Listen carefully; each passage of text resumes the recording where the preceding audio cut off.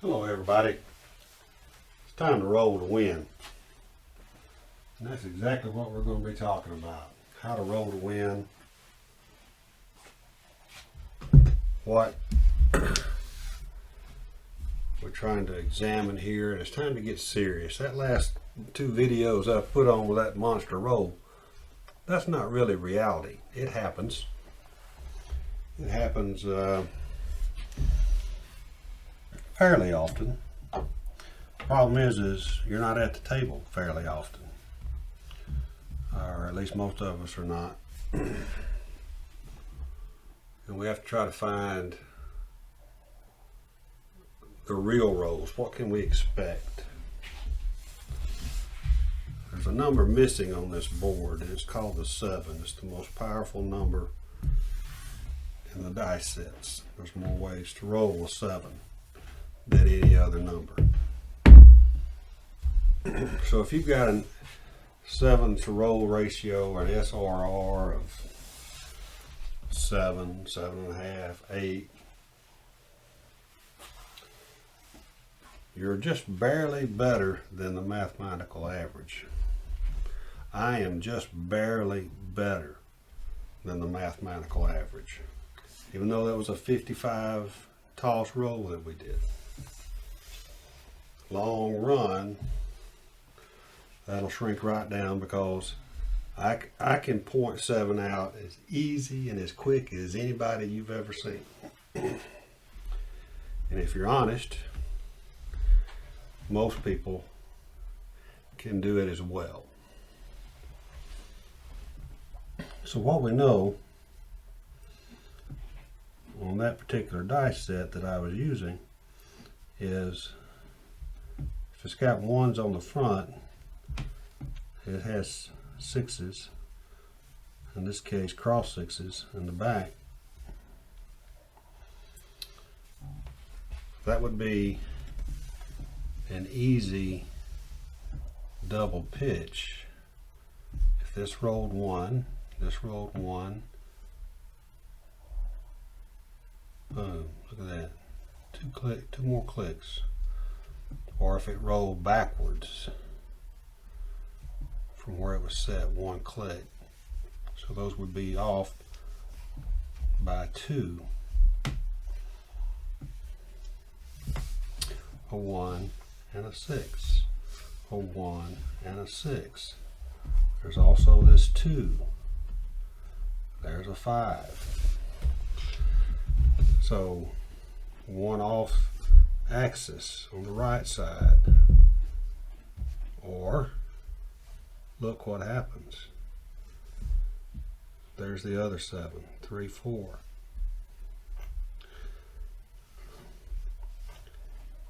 There's a 3, 4. There's a 3, 4. They're all there. It's what you're tossing, keeping those 7s hid from showing on average more than 6 times. If they are, then the real question is what do you do with that extra 1 or 2 rolls on average per toss? So y'all have seen me many a time come up and just keep rolling, not regress, because I try to get my money, if possible, off the table as quickly as I can, and then go to casino money, even though technically it's still my money, right? Of course it is. It's not the money I brought in my pocket, it's the money that came from the casino rack that I'm now using to bet with. So if you take that same little die set and throw it, you have 4. 3, 1, 4.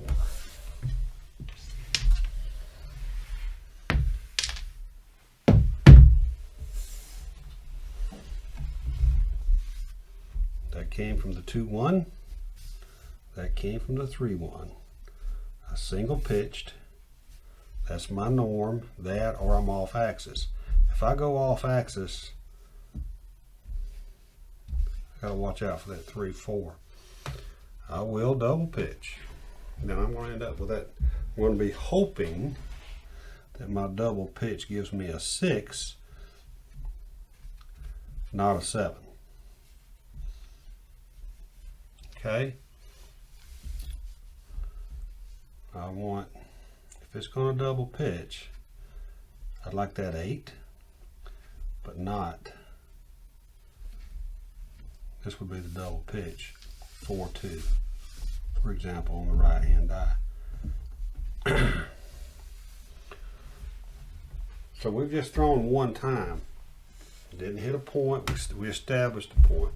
That first toss is one of those 6, 7, 8, whatever your average is. It counts.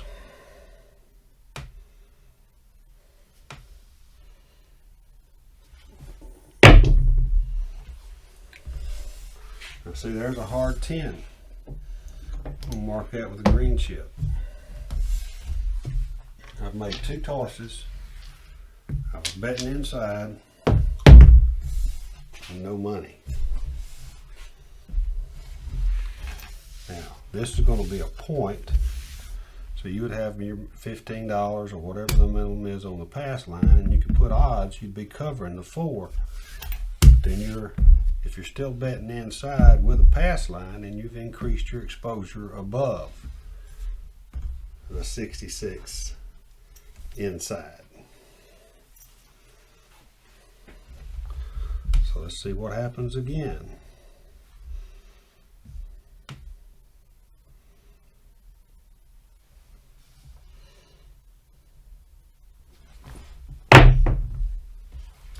Hard 6.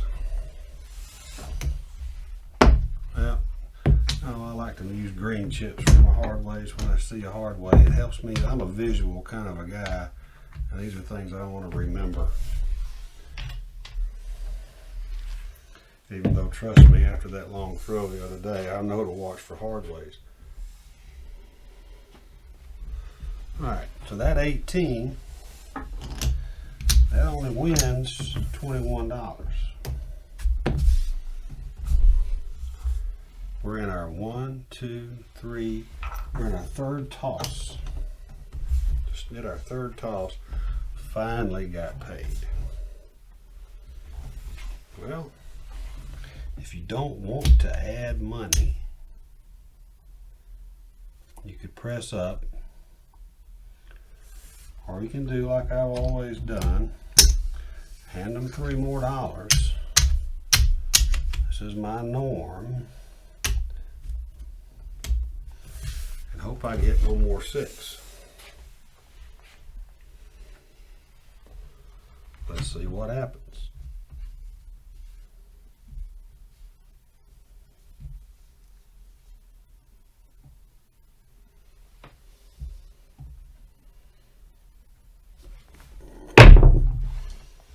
There's a 12. Okay. What are we going to do? We still haven't taken any money off the table. We've got 1, 2, 3, 4 tosses in. You could pull your 5 and 9s down. You could move that to the 10. You could move that one to the come. Those are decisions you need to already have made with how you're betting versus what the dice are doing on a particular toss. And I'm not talking about betting on a random thrower. I'm talking about betting on someone who's got some degree of influence with their dice. Hard 6.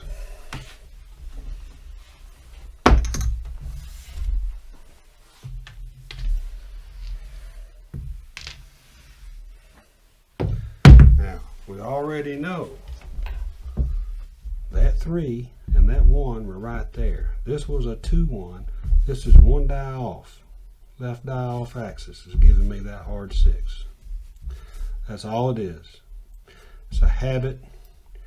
It's actually a fault in my toss.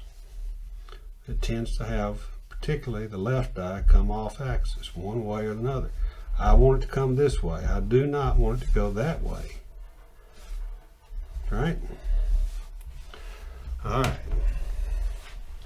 Finally, we get paid $49 net off of that hit. Alright, so we are 1, 2, 3, 4, 5 tosses. We're still $16 plus the 3. We're still $19 in the hole, or at risk here. You could reduce, but you just paid finally. Those are decisions, but at least with that hit, you've reduced your exposure.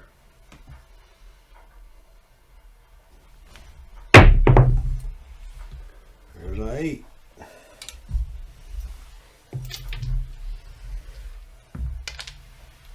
Easy 8.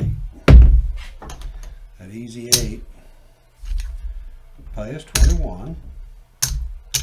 So what I'm going to say is now you lock that up, because look, 1, 2, 3, 4, 5, 6. That was my 6th roll. So on average, I've only got another, what? 2 rolls, 1 roll. What's your SRR? So you have to think about it. You're not going to have monster rolls every time. So now, at least, we've got $50, $71 off of the table. We started with 66 inside, plus if you're shooting, you've at least got a pass line bet.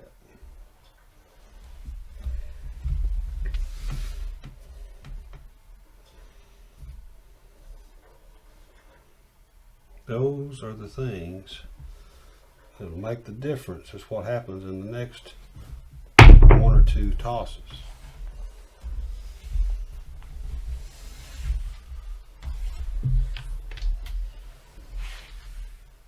It's a beautiful thing. Hard 4.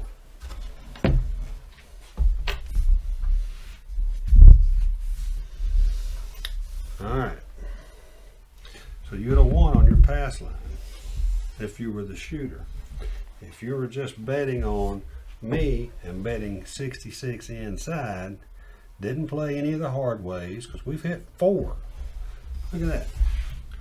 1, 2, 3, 4, 5, 6 tosses. 4 of them have been hard bets. Did you jump on them? Well, the only one that would have really done a whole lot of good was the 2 on the 6s.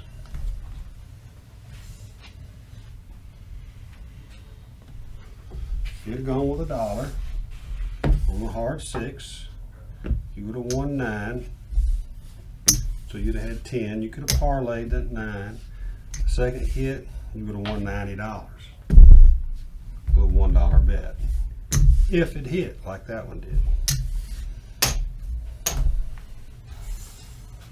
Alright, let's see what the next point's going to be.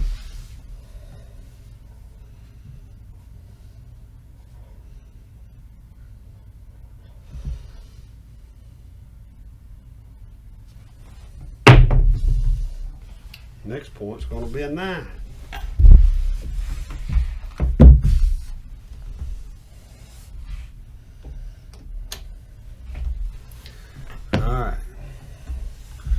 Made a point of 4. That was 2 tosses. Made it with a hard way.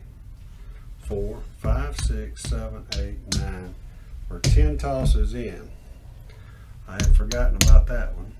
Now we just made that one. So 2, 4, 5, 6, 7. How did I count that wrong? 1, 2, 3, 4, 5, 6, 7. We're 8 tosses in. You are now 8 tosses in.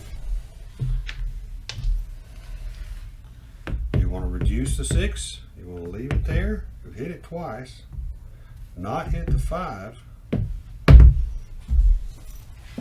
I'd slide that to the 10. I'd slide that to the 4 if I were going to stay up. Let's see what happens.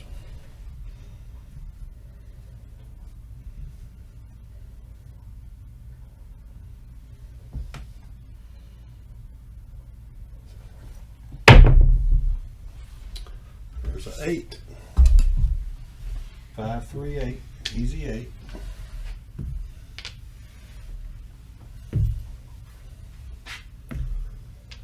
Where y'all can see it. Alright, so now, there again, we already racked 21 once. Our second hit on the 8. I can take $3 out of my rack, out of my winnings, and I could go to 42.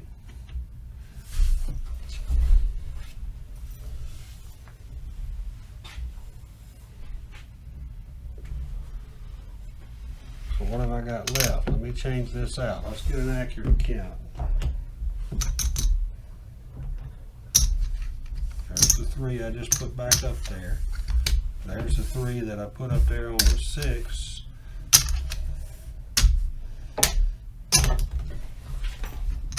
$50, $65.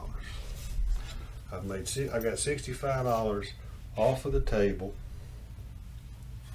I'm still $1 in the hole by pressing that 8.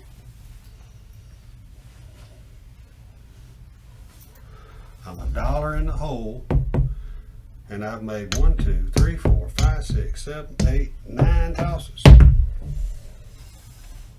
Is that good money management? Nope. You should not be in the hole after 9 tosses.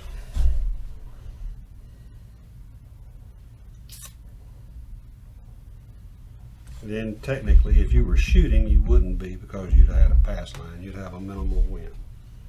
But if somebody else is shooting, or if you're betting that way on me, you're in the hole $1. $1 after 9 tosses.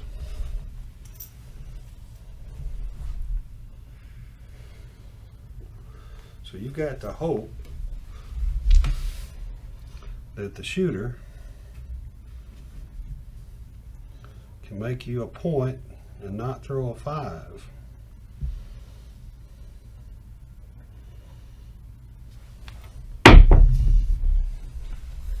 He made his point of 9.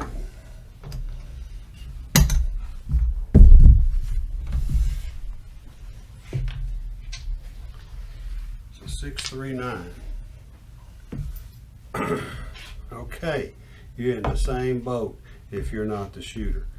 Now you've got 2, 4, 5, 6, 7, 8, 9. We're 10 tosses in, and you're still $1 in the hole because of those 2 presses.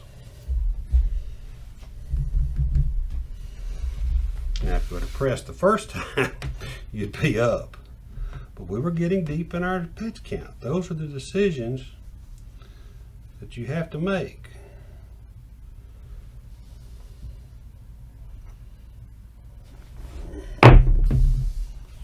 There's another 9, so the point becomes 9 again. We're not making any money on these tosses, but look how long this toss is. This should be a money-making toss.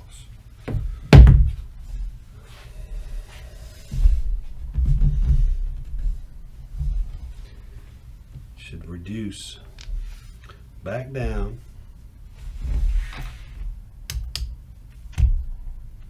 to $18.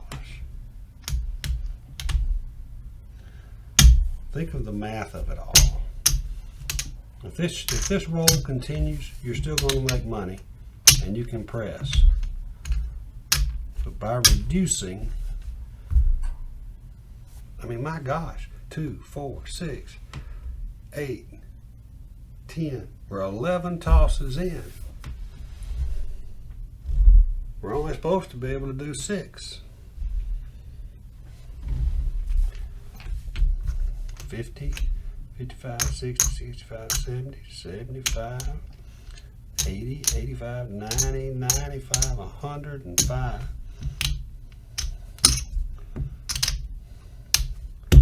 $112. That's better than being $1 in the hole.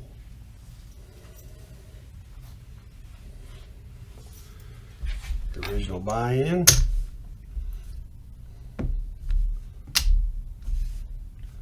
was 66. So this stack here and this stack here, that's now the profit that you've taken.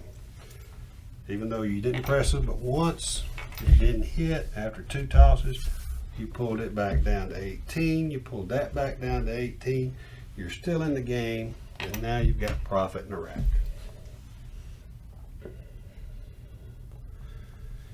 And you've got money on everything but the 9 that's been hit.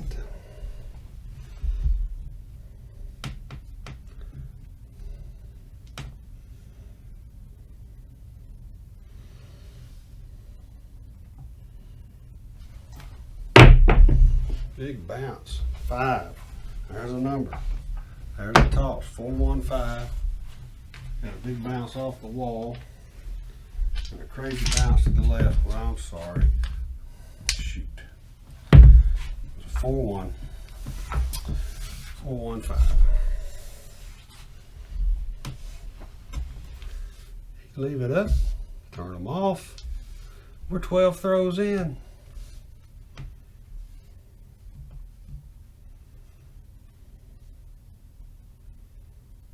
Play smart.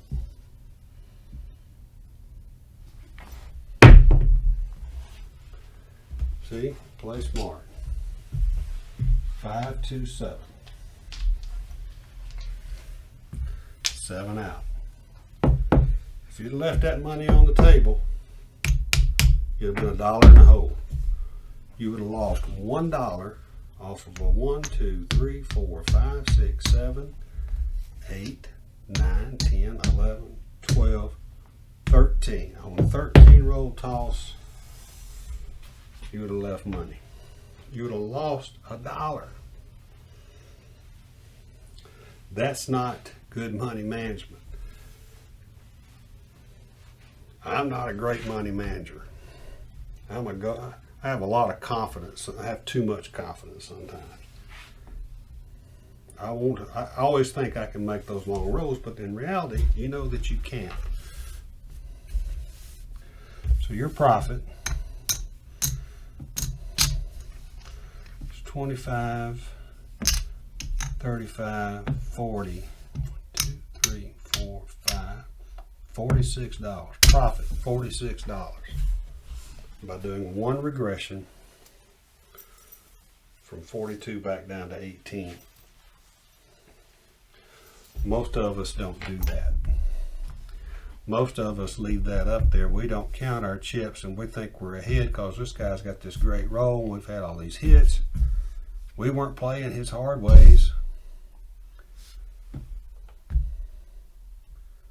We would have lost $1 if we not regressed. Those are the things you need to think about at the table. These are the things you need to practice on your table, on your practice rig.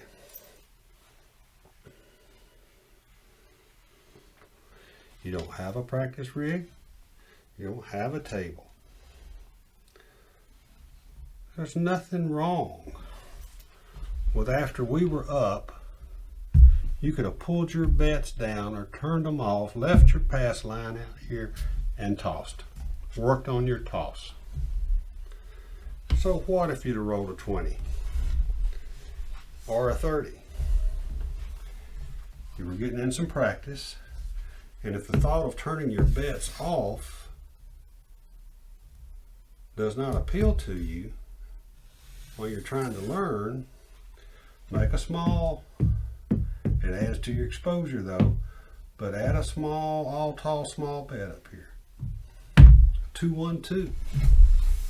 If you hit it while you're practicing, that's even better. Alright, so that's really all I wanted to get across on this video. Was trying to play smart, not count on those monster rolls that everybody puts on the net, including myself. You know, when you have one, you want to show it to people. If you're lucky enough to capture it on video, you gotta show it to somebody, right? I do. This is still above normal tosses. My SRR is about 8 1/4, 8.5. I make 13 tosses. I'm way over average. I'm also capable of throwing a 7 on the second, third toss. Losing my initial bet, maybe even my press. But a move like this gives you comfort for the next time the dice come back. Don't bet on foolish people. Don't make foolish bets. Practice like you play. Play like you practice. And then learn to roll to win.